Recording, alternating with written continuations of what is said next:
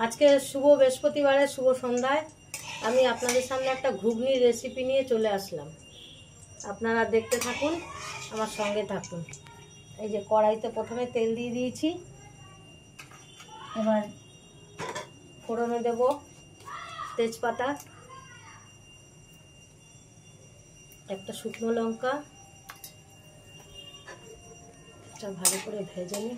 ভাজা হয়ে গেছে, এবার দিয়ে দিচ্ছি কুচানো পেঁয়াজ।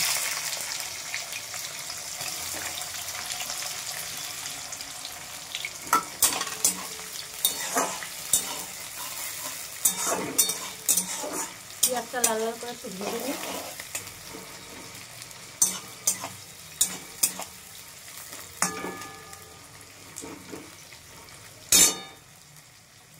ভাজা হয়ে এসছে, এবার এক এক করে মশলাগুলো দিয়ে দেবো। দিয়ে দিচ্ছি লবণ,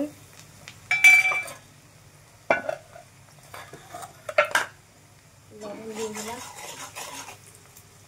এখানে আছে গোটা জিরে, গোটা ধনে বাটা, এখানে আছে আদা রসুন বাটা, এখানে আছে কাঁচা লঙ্কা শুকনো লঙ্কা বাটা।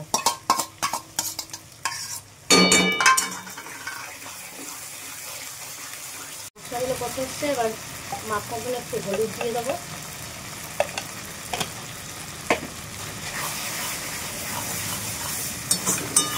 এবার দিয়ে দেবো খাসির কিমা, সঙ্গে আছে চর্বি।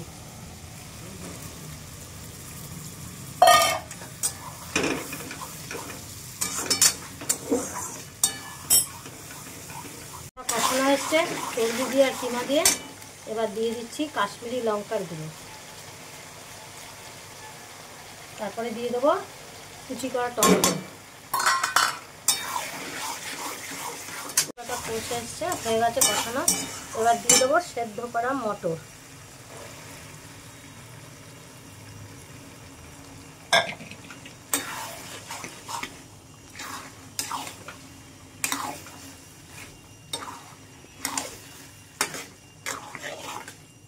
এবার দিয়ে দেবো সেদ্ধ করা আলু, সেদ্ধ করে রেখেছি সেই আলু।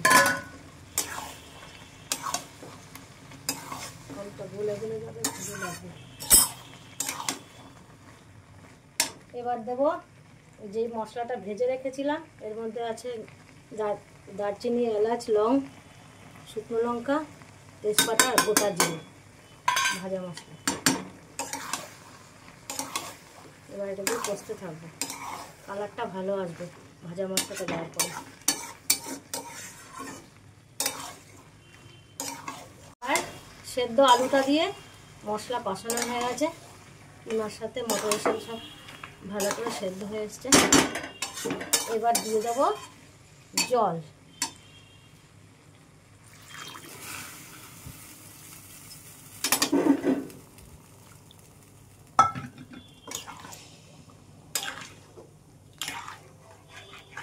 এবার বেটে রাখা গোটা গরম মশলাটা দিয়ে দেবো। দেখুন বন্ধুরা, কালারটা কি সুন্দর এসছে, ঘুগনিটা খেতে দারুণ হবে। বন্ধুরা, এই যে ঘুগনি হয়ে গেছে, এখানে দেখুন, এই যে এখানে খাবে মেয়েকে দিয়েছি। দেখুন ঘুগনির রেসিপিটা কীরকম লাগলো। যদি ভালো লাগে অবশ্যই সাবস্ক্রাইব, লাইক, শেয়ার করবেন, পাশে থাকবেন। আপনারা সবাই সুস্থ ভালো থাকবেন, আনন্দে থাকবেন। টাটা।